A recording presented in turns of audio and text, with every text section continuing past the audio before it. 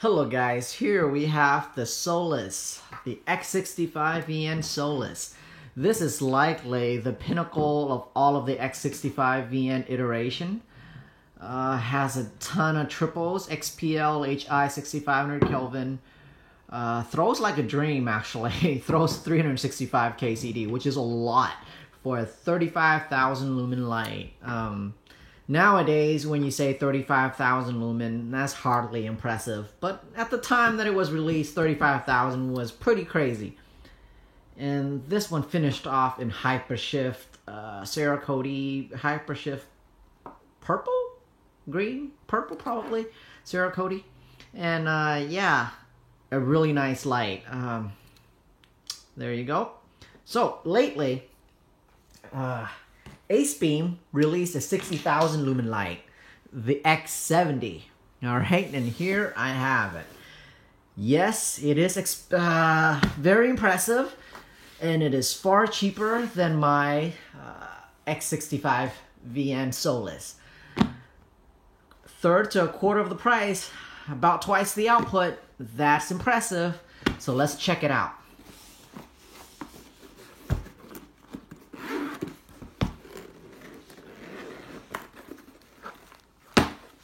Alright, so let's see what all accessories we have. Couple of O-rings, an Allen wrench, car adapter. What's the charge rate on here? Wow, output 3 amp. That's very impressive. 3 amp should charge up the battery pack rather quick. Okay, very nice. Shoulder strap. And as you know, this case right here will fit, it's the same exact case for the X65VN, so, or any X65 for that matter, all the X series. So, they're essentially the same size light. Here is the handle and fan, active cooling. Alright, that's kind of cool. One of the first few light with active cooling. Warranty card. Manual. We'll hang on to this because we're gonna I don't have all the UI memorized, so we'll check it out together. We'll go through the instructions together. Here's the fan. Yes, I took a peek at this light this morning. I actually just fired it up outside, and I've just taken some beam shots with it, and it's very, very impressive at night. One other thing that's not as impressive is the handle lacking a battery. It takes an 18650 right in the handle here, but I don't know why AceBeam didn't include an 18650 with the light. They should, but they didn't. Alright, so very nice aluminum housing. This portion of the housing though is plastic, and it's rather cool. Alright. At first, I didn't think that I thought this is kind of a gimmick, but then I fire it up.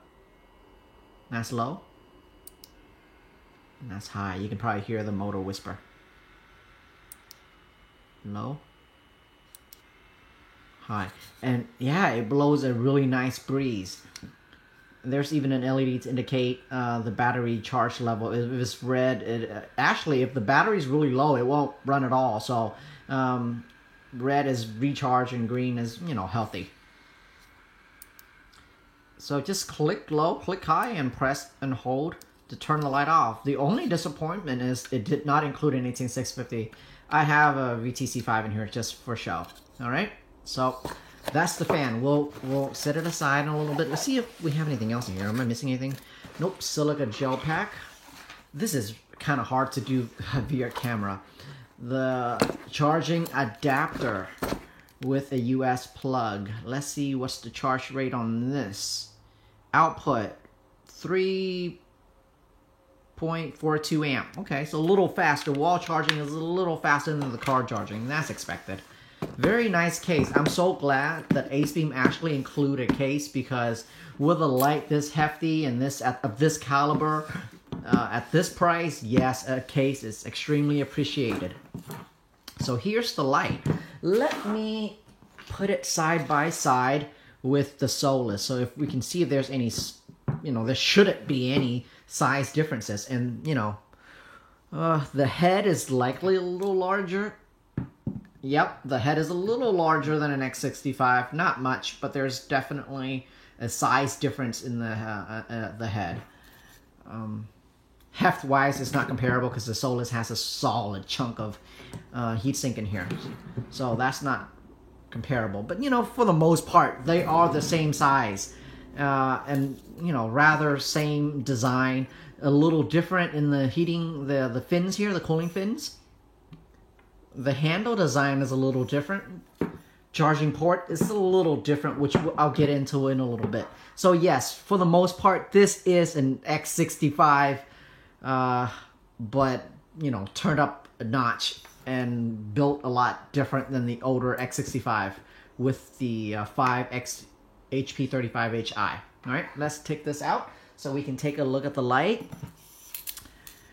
Okay, let's see how this fan fit on here. So the fan goes onto here, so you would remove this hot shoe screw attachment point here, and then there's a groove here. That's obviously for this to go in, and then you put that same screw back in here, and then it'll hold. Let me just, for the sake of the video, I'm not going to have it mounted so that it's just easier to maneuver, okay? So it goes in like so, and the fan comes down here and cool down the light. Let's just turn it on. And let's see how the breeze go over the light. Very nice, actually. I can feel the breeze all the way down here. So this active cooling, I imagine, would work very, very well if this fan is not obstructed. As you can see, it's easily obstructed. Dirt and water might be able to get in. I don't know what the ratings on that is, but if you run it in a dry, nice environment, I think it's a very nice fan handle design, and it keeps the lights cool. Very cool. It's nice. It's really nice to see lights now with active cooling. It used to be the thing that we talk about for a long time, and it just hasn't been executed. And AceBeam has done a rather good job here. Okay. At first, I thought there's no way I'm going to use this handle. It's just not necessary. But now that it actually blow out nice breeze of air, I think I'm gonna try it. All right, press and hold, turn it off, put it aside. So that's that. Let's see what else is different. There is 4 screw hole here on the fin, on the last fin here, so that you can actually move this loop around if you don't want it right here. It's really nice. You can swing this loop around. Very strong, sturdy loop here. So that loop and this loop would fit in with this shoulder strap. And you can put it on the different positions, the other 3 positions if you want. Okay, all right. Let's take a look at the business end really quick. You can see the reflector is held down by 6 screws. The reflector on this XHP 70.2 are rather shallow, but very nice reflector, very clean. I don't see any imperfections, at least not on camera. The thrower LED is the width is rather narrow, but very deep. And I imagine deep is good in this instance because the depth add to more heat sinking mask and cooling fins around it. So that makes sense. That is rather deep, but rather narrow. So I imagine the thrower part is going to be relatively tight hot spot with bright corona around it. Anytime you have a really deep reflector, you have bright corona around the hot spot. So that's the light. I'm going to spin it around a couple more times so you can just kind of enjoy it. You know, AceBeam, they came such a long way now that everything they make is super high quality now. It's fair to say that they're up there with the best now. Before, I would have hesitation to say that, nope, they're almost there, but, you know, they're not quite there. No, they're there now. Man, AceBeam is kicking ass with very high quality parts now.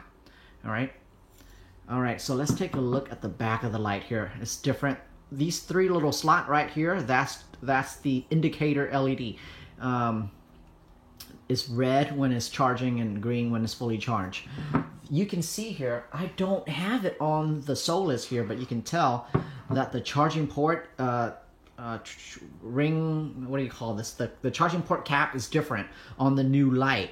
Now there's an escape valve for pressure. So let's just say there's enough heat or pressure built into the light. It will release through this valve. That's kind of a nice touch that AceBeam thought of this. And because they made this valve, they put little handle and lanyard hole on the side. So that I thought that was a little nice touch. And it's really nice, well machined. You can see here, once the pressure pushed that pin, this little slot right here will rises and it will escape pressure. And charging port there. So very nice. It's really nice to see these 3 LED lit up. I'm sorry I don't have the charging pack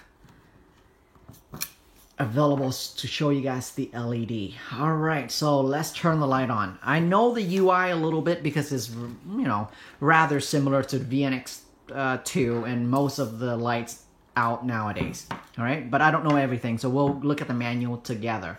You know what? Actually, let me hold up the manual to the camera so that if you just want to pause the video and just study it for yourself so you don't have to hear me blab, here it is. Operation instruction. Alright. So all you have to do is pause the video. And then, yeah. Alright, so let's go through it now. Let's see what the user interface is like. Click turn on. Click to turn off. Hey, nice. When you click to turn on, there's a blue LED on the side. The green LED indicator here that is on. So click to turn on, click to turn off. From off, if you press and hold, you get moonlight. Well, AceBeam call it moonlight anyway, but it's rather bright. Not too bright. Well, actually not bright at all for 60,000 lumen light, but yeah, it's certainly no moonlight. And then click to turn off. And then click to turn on. Once you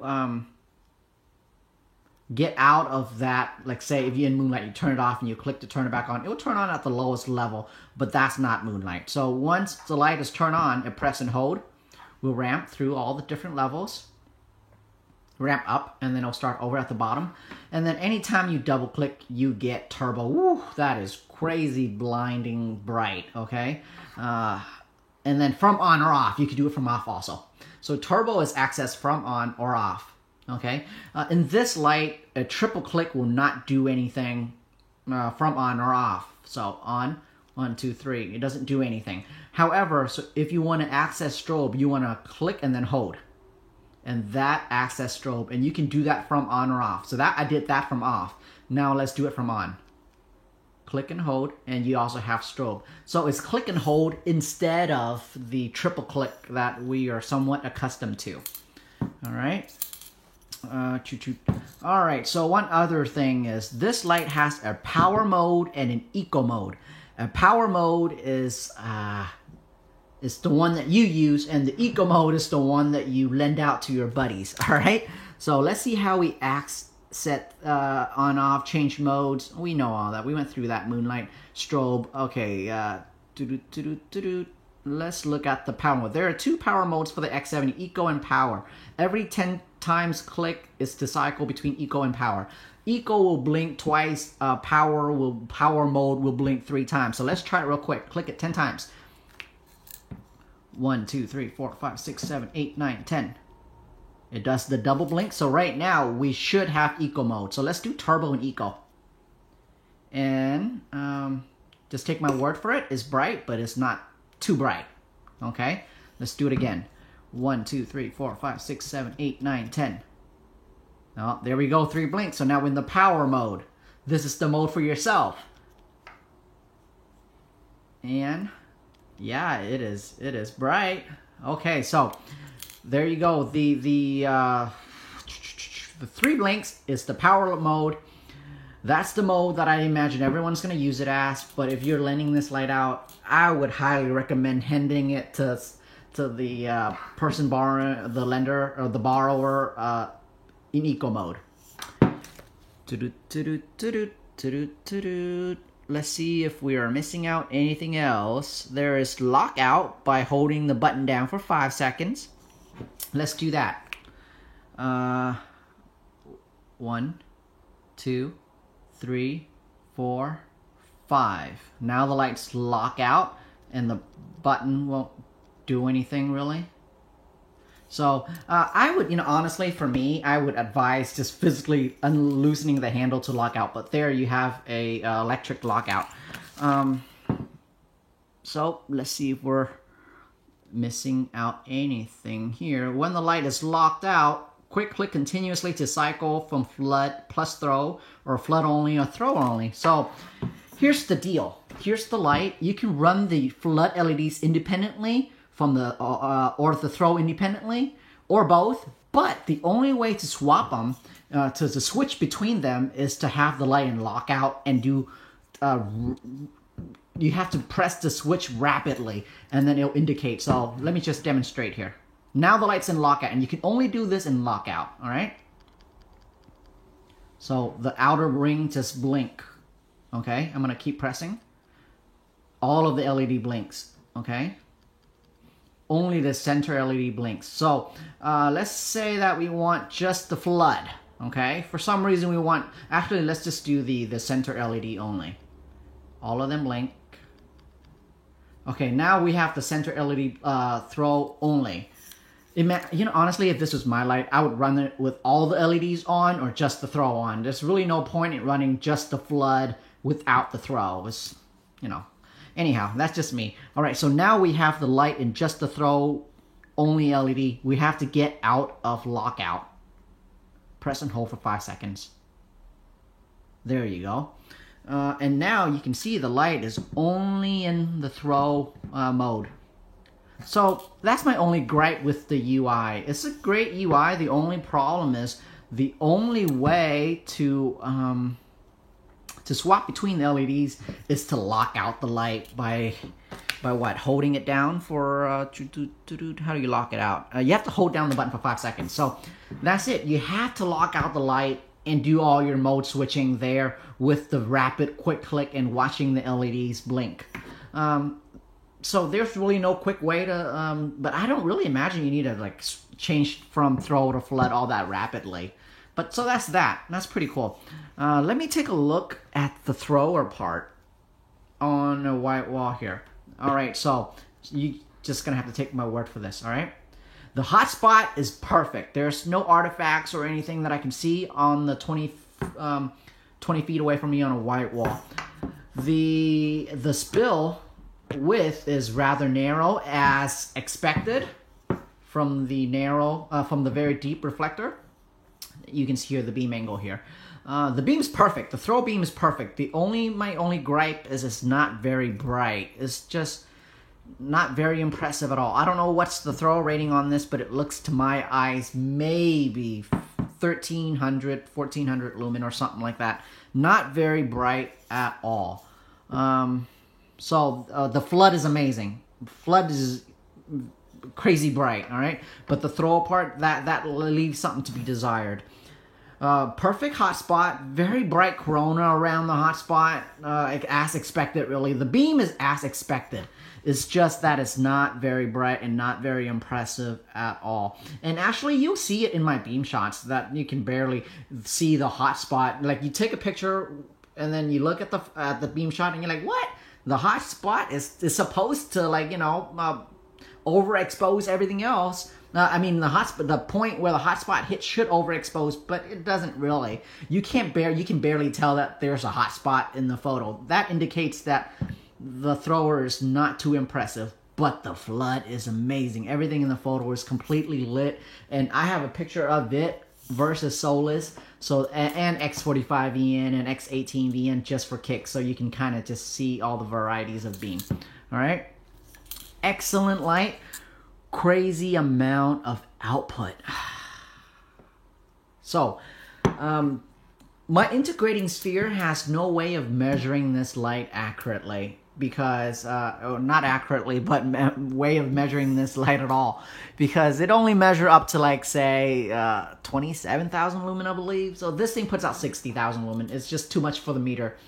I would have to have it calibrated to handle this light, but I don't want to because I've already have everything. I've already have too many lights measured with my sphere, and I want to keep it that way so that all the numbers are relative. However, I did a ceiling bounce just to have a rough idea of the Solus, and I got 400 something lux, and so let's just say the number is 400. Disregard the unit, so because that's irrelevant. We just want to see the percentage of difference, and this shows up because I don't remember what's the multiplier on my meter right now at the moment, but here it read 440. All right, and on this it reads like 620.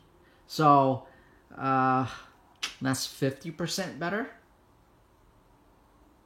More than 50% better, but it's definitely not twice better. So 440, about let's say it's 450 versus 620.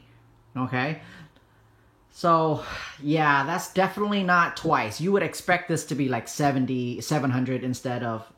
If this is 440, this thing should be 880, but it's not 880, it's 620. So I'm not sure. Is either I underrated mine at 35,000 lumen, or this thing is overrated at 60,000 lumen. So I don't think it's 60,000 lumen.